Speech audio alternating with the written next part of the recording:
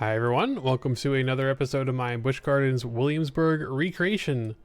Last episode we looked at the buildings we're putting together over in the France section of the park, making some more adjustments to Griffin and starting work on Invader. As I mentioned at the end of the episode, I did kind of want to move along a little bit early and start getting into some of the Germany stuff just to get my mind away from France for a bit, take a little break from that area, move on to something new. So as you can see, we've got some new rides in the park. Let's start over here with Le Scoot, the log flume.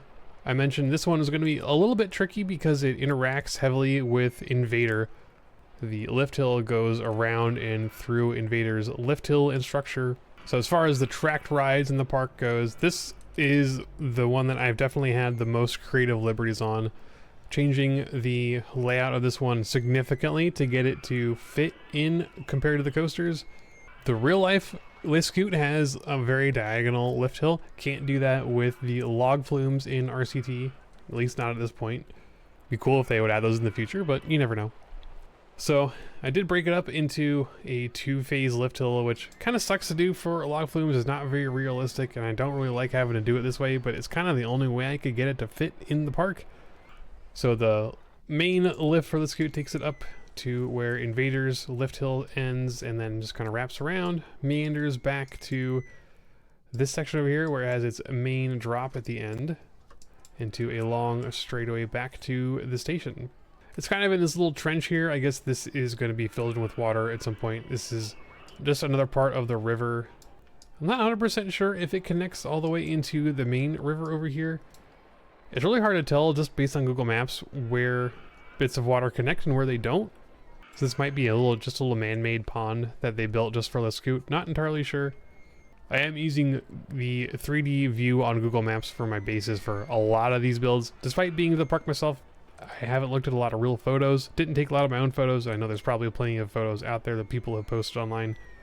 But sometimes I feel like when you're looking at photos, I get a little bit too bogged down in details. And looking at Google Maps instead, it provides kind of a fuzzier view of things, so it makes it easier for me to put my own spin on things and build things in a way that works better with RCT, because I'm not so detail oriented. I don't know if that's actually the way it's been working out, but I like to tell myself that that's the way it works. But yeah, anyways, we got Le Scoot in here. We got peeps walking over to it. There's a bridge here that takes you over Le Scoot and Alpengeist into the Germany area. Really not a big fan of the way the pathing is interacting in here. As you can see, it comes really close to this last turnaround for Invader. Just kind of a byproduct of the way the terrain shaping worked out. And again, the placement at the station, this probably wouldn't be exactly here in real life, so you'd have more room for the queue to go. So I might play around a little bit with making this turnaround shaped a little bit differently, just so there's more space between the queue and the roller coaster. Should be plenty of room for it though. We got a lot of green space on either side, so hopefully that means that I can tweak things a little bit. But again, gonna have to experiment and see what happens. Next on today's agenda, obviously, the main event here, we got Alpengeist, the B&M invert coaster. And I don't know how many iterations it took me to get this one done. But as I mentioned way back at the beginning of the series, dealing with the layout for this one is a real pain. This one also has some weird angles that don't translate very well to RCT. Spent a lot of time trying to tweak the track so that it would flow nicely and get the trains to where they need to go for the next element. I am pretty happy with the way things turned out for the most part. From this angle, this first hill down, I think looks pretty cool. Seems to flow all right. You got the emblem here, which, as always, really could go for a large zero-G roll, or maybe even a big corkscrew could work here. Probably a big corkscrew would work better because we're kind of going at a 90-degree angle afterwards, but neither of those are available yet for the B&M track, so we're using a twist here.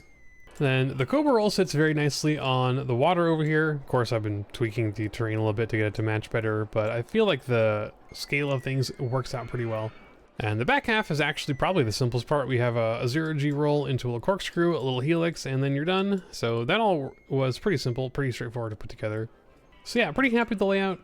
Like always, might go back and tweak some things a little bit later, but for right now, I feel like I'm satisfied enough to move on to decorating. As you can see, I've already done quite a bit of that. We've got a station in progress. Definitely not finished yet. There's still a lot more detailing in here I want to do, maybe make it a little bit bigger. It feels a little bit short right now. So I'm never good with figuring out the scales for my buildings very well. It definitely is a little bit dwarfed by some of the maintenance buildings behind it, some of the structures around it. But hopefully the white track of the station makes it stand out enough that it's not a big deal. I'm also trying out a new design for the lift hill supports.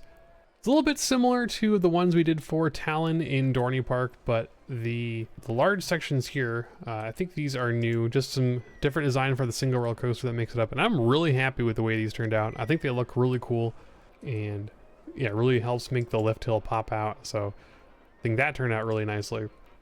Probably going to use a similar support structure for inverts I build in the future. It's definitely my favorite iteration that I've had on these so far. And yeah, I've started a little bit of custom supports on here.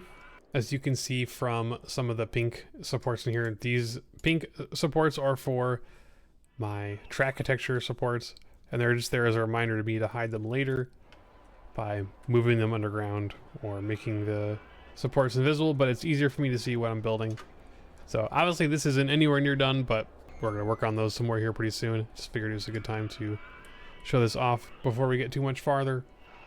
Yeah, that's about it as far as major build goes. As you can see, we've also been able to connect the path all the way around back to Italy. I've got some placeholder path in here for where that bridge I mentioned earlier is going to go to connect Italy to Germany, and filling in this area, the Oktoberfest area of Germany.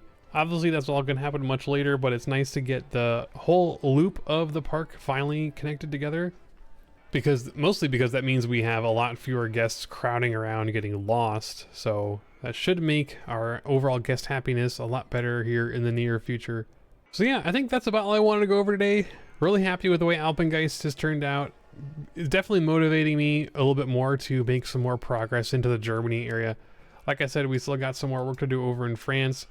Probably going to get to that soon. I don't like leaving it too unfinished, but having some more of these big coasters in here to help tie things together, inform where the paths are going to go, inform where the other small rides are going to go, is going to help the future of the park, I think, get those details put together. But yeah, that's going to do it for this episode. I hope you enjoyed it, and I'll see you next time. Thanks for watching.